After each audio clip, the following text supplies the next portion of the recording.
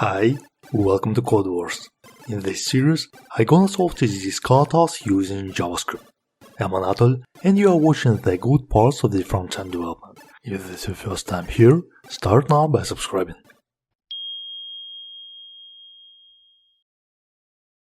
Let's solve today's kata titled Opposite Number. Very simple, given a number, find its opposite. For 1 it's -1, for 14 it's -14.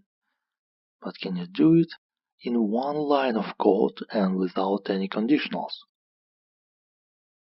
Okay, my code is I will return a number multiplied by -1. Yes, that's it. However, I don't need to multiply it.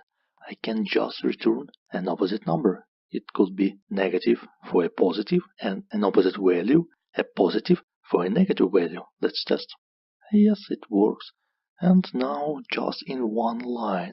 So I need an arrow function that will return just a minus number. Let's try. Yes, it works. My code is available on GitHub. Documentation is available in the internet. Follow the links if you're eager to get more.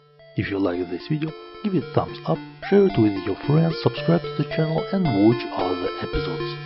Thanks for watching and dive deeper.